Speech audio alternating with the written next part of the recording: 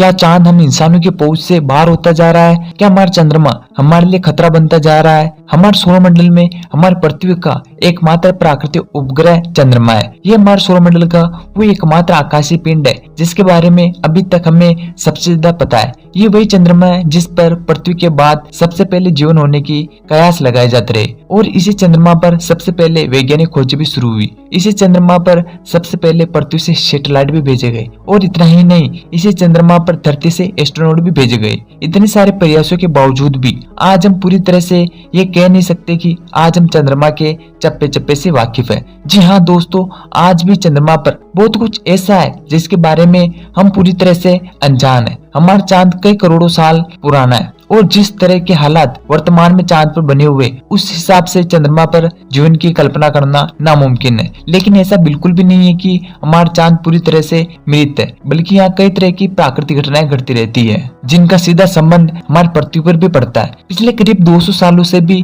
ज्यादा समय से पृथ्वी के वैज्ञानिक चंद्रमा पर अपनी नजरें बनाए हुए और अब चंद्रमा पर ऐसा क्या अजीब देखने को मिला जो वैज्ञानिकों की समझ से भी बाहर है और इसी अजीब फिनोमेना को डिकोड करने के लिए वैज्ञानिक भी प्रयास कर रहे हैं। तो आइए जानते हैं कि ये फिनोमेना आखिर है क्या जो वैज्ञानिकों के लिए भी सिरदर्द बना हुआ है। नमस्कार दोस्तों, मैं हूँ कार्तिक, स्वागत करता हूँ आपको इस वीडियो में। दरअसल वैज्ञानिकों को चंद्रमा पर कुछ चमकती हुई प्रकाश की रंगीन रोशनी नजर आई, जिसे देखकर वैज्ञानिक यह अनुमान लगा रहे हैं कि चंद्रमा पर कुछ तो अजीब घट रहा है। लेकिन चंद्रमा पर ऐसा क्या घट रहा है जिस वजह से चंद्रमा पर इतनी रोशनी चमक रही है? ये सवाल आज वैज्ञानिकों को बहुत परेशान कर रहा है। आखिर चांद पर ऐसा क्या चल रहा है जिसके बारे में हमें अभी तक नहीं पता। हालांकि ये पहली बार नहीं हो रहा जब चंद्रमा पर इस तरह की किसी चमकती हुई रोशनी को देखा गया। आपको बता दें कि आज से करीब 900 साल पहले 18 जून 1178 को इंग्लैंड के कैंटरबरी में कुछ धार्मिक साधुओं की मंडली ने रात के समय चांद पर कुछ अजीब रोशनी को देखने की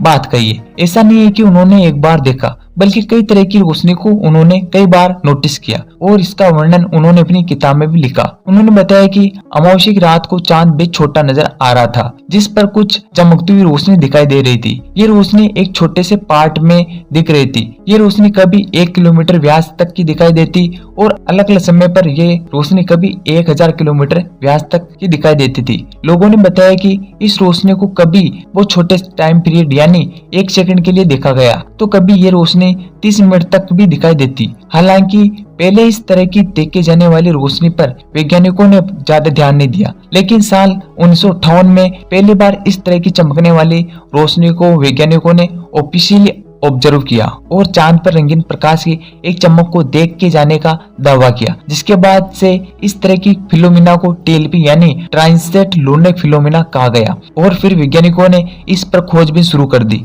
इसके बाद 1969 में अपोलो 11 मिशन के दौरान चांद पर गए यात्रियों ने भी वहां पर ऐसे ही विचित्र प्रकार की रंगीन चमकती हुई रोशनी को देखे जाने का दावा किया। उन्होंने बताया कि चांद पर कुछ अजीब है जिसे अभी तक समझा नहीं जा सकता। वैसे तो ये रोशनी चांद के हर अलग अलग हिस्से में अलग अलग समय पर दिखाई देती है, लेकिन ये एरिस स्टार से क्रेटर और इसके आसपास सबसे ज्यादा ऑब्जर्व की गई है। टीएलपी की सबसे ज्यादा घटनाएं ये देखने को मिलती है, लेकिन ऐसा क्यों? इसी सवाल ने वैज्ञानिकों को हैरान और परेशान कर रखा है, क्योंकि चांद पर इस तरह की रोशनी को देखे जाने का कारण अभी तक स्पष्ट तौर पर नहीं पता। लेकिन वैज्ञानिक यह संभावना जता रहे हैं कि हो सकता है कि चांद पर किसी तरह ज्वालामुखी विस्फोट होते हो जिसकी चमक पृथ्वी पर दिखाई देती है। लेकिन अगर चांद पर ज्वालामुखी फटते हैं तो वहाँ ज्वालामुखी कब सक्रिय होते हैं और कब नहीं, इस बात का पता वैज्ञानिकों को भी नहीं है। इसलिए ये कहना भी पूरी तरह से सच नहीं है कि ये रोशनी किसी ज्वालामुखी से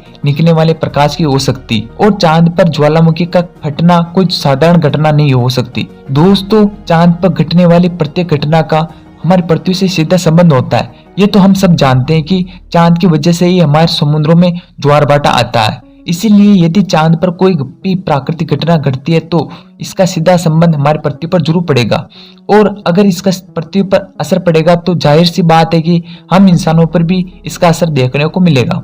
इसलिए वैज्ञानिक इस चमकती हुई रोशनी को लेकर बेहद परेशान है, क्योंकि अगर चांद पर कुछ भयानक घट रहा है तो इसकी जानकारी हमें पहले से ही होनी चाहिए, क्योंकि अगर हमारा चांद बदल गया तो हमारी पृथ्वी का भी विनाश निश्चित है।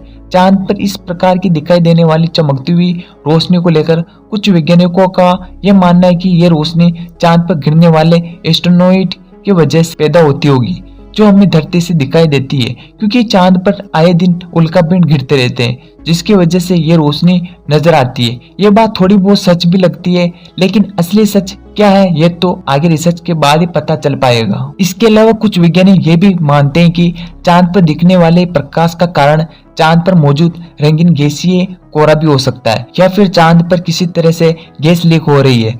जैसा कि हम जानते हैं कि चांद की वजह से ही पृथ्वी पर ज्वार भाटा आते हैं, क्योंकि पृथ्वी की ग्रेविटी चांद को एक तरफ खींचने की कोशिश करती है, जिस वजह से ही चांद की दूसरी ओर गड्ढे हो जाते होंगे। और हो सकता है कि इन्हीं गड्ढों की वजह से ही चांद की जमीन पर दरारें पड़ गई हो और इन्हीं गड्ढों में से चांद की जमीन के अंदर मौजूद गैस बाहर निकलकर चांद के वातावरण में आ गई हो। और जब सूर्य की किरणें चांद पर पड़ती है तो हमें कुछ रंगीन प्रकाश दिखाई देता है, जिसे टीएलपी भी कहा जाता है। यही गैसें हमें पृथ्वी से देखने पर रंगीन प्रकाश की तरह दिखाई देती हो। हालांकि ये भी अभी केवल एक थ्योरी है, इसका सच क्या है ये अभी एक रिसर्च का विषय है। चंद्रमा पर दिखाई देने वाली इस रोशनी में हरे, नीले और पर्पल ये मुख्य कलर होते हैं, यानी कि हम ये कह सकते हैं कि ये रोशनी अलग अलग समय पर कभी हरी तो कभी नीली तो कभी पर्पल कलर की दिखाई देती है। अभी कुछ विशेष कलर्स को देखे जाने का क्या कारण है ये भी एक अध्ययन का विषय है। हालांकि इस पर वैज्ञानिक अपना अपना मत देते रहे।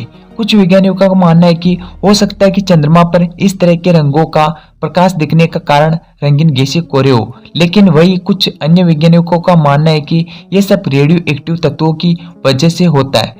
हाल ही में हुई कुछ शोधों में यह पता चला है कि चंद्रमा पर रेडियो एक्टिव तत्व भरपूर मात्रा में मौजूद है, जैसे कि यूरेनियम, थोरियम इत्यादि। हो सकता है कि इन्हीं रेडियो एक्टिव तत्वों की उपस्थिति की वजह से ही चंद्रमा पर ये विशेष प्रकार के कलर दिखाई देते हो, लेकिन क्योंकि रेडियो एक्टिव तत्वों से ऐसा होने के सबूत हमारे पास नहीं है, इसलिए इस पर यकीन कर पाना काफी मुश्किल है जब तक कि इस पर कोई शोध ना हो। दोस्तों, जब चांद की किसी मिस्ट्री की बात हो और एलियंस का नाम ना आए, ऐसा तो हो ही नहीं सकता।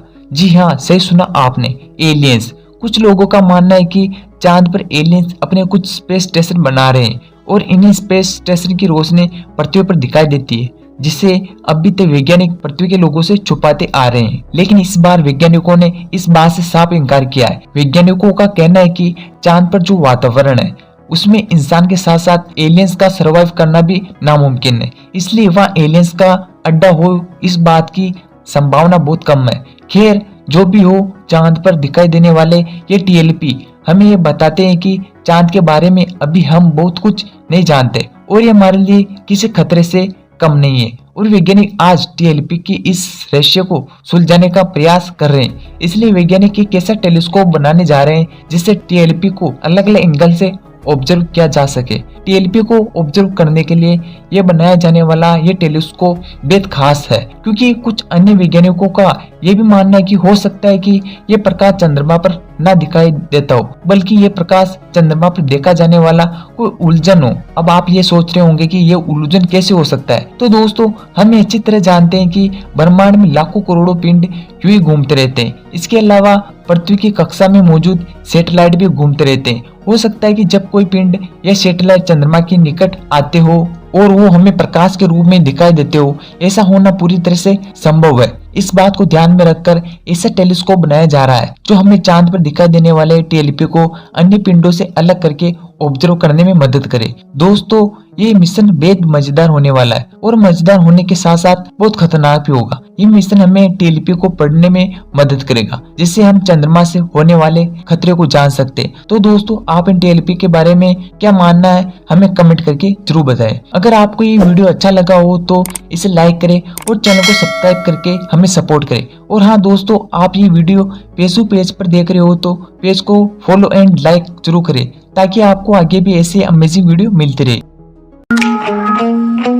और हाँ दोस्तों, ये स्क्रीन पर जो वीडियो दिखाई दे रही है आप इन्हें भी देख सकते हो, ये भी बहुत अच्छी है।